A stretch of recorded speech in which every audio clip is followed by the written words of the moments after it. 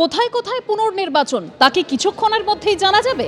CEO Manoj Kumar Agarwal তিনি যেরকম জানিয়েছেন যে রাজ্যের একাধিক বুথে হতে পারে পুনর্নির্বাচন, ঠিক কি জানিয়েছেন মনোজ কুমার আগরওয়াল আমরা জানবো সরাসরি। रिपोर्ट है 2-3 जगह है साउथ प्रोग्रेस में जनरल ऑब्जर्वर अपनी रिपोर्ट फाइनल कर रहे हैं, कुछ देर बाद मालूम पड़ जाएगा। 100% कंफर्म नहीं है, अपन কিছু जगह कहीं कहीं होगा रिपोर्ट, लेकिन वो जनरल ऑब्जर्वर जो स्टेट के हैं वो रेडी कर रहे हैं रिपोर्ट। कब तक इन्फॉर्मेशन मिल सकती है? 2 घंटे के अंदर, 1 घंटे के अंदर। অর্থাৎ সিইও মনোজ কুমার আগরওয়াল তিনি যেরকম বলছেন যে রাজ্যের একাধিক বুথেই পুনর্নির্বাচন হতে পারে এবং তা জানা যাবে সন্ধ্যের মধ্যেই, এবং তৃণমূলের স্ট্রংরুমের নিয়ে যে অভিযোগ ছিল সেই অভিযোগ একেবারে খারিজ করে দেওয়া হয়েছে। আর এ প্রসঙ্গে তৃণমূল বিজেপির কি প্রতিক্রিয়া শুনুন।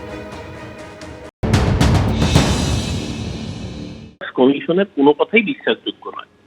গতকালকে আপনারা দেখেছেন, আপনাদের চ্যানেলও দেখিয়েছে যে গুজরাট থেকে আসা নাগরিক কি করে স্ট্রং রুমের সামনে পৌঁছে যায়, এই কৃতদাস কমিশন কি অ্যাকশন নিয়েছে।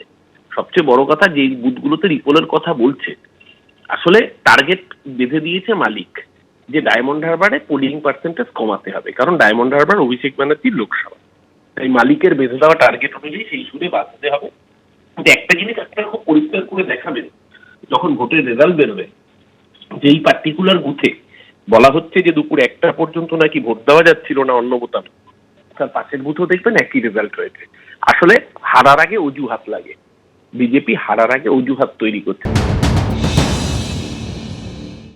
গান বেরিয়েছে না ওদের দলের নেতাদের নামে, মাঠ চোর, ও বোম বাঁধে, ও সাইকেল চোর, এরা সবাই যে চোর। এত বজ্র আসনের মধ্যেও ভাইপো তার নিজের এলাকায় যে কিছু চুরি করবে না, সেটা কি হয়? এটা ওদের জন্মগত ব্যাপার, এটাতে করে বেরোতে পারবে না।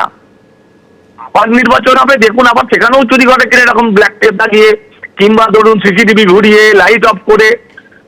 মানে এই যে একটা চূড়ান্ত অরাজকতার পরিস্থিতি সৃষ্টি করেছে, যে এত কঠিন পরিস্থিতি সারা পশ্চিমবঙ্গে ভালোভাবে ভোট হলেও এই 30টা 35টা কেন্দ্রে ওরা বার করলোই, ওরা চোর চোরই থাকবে।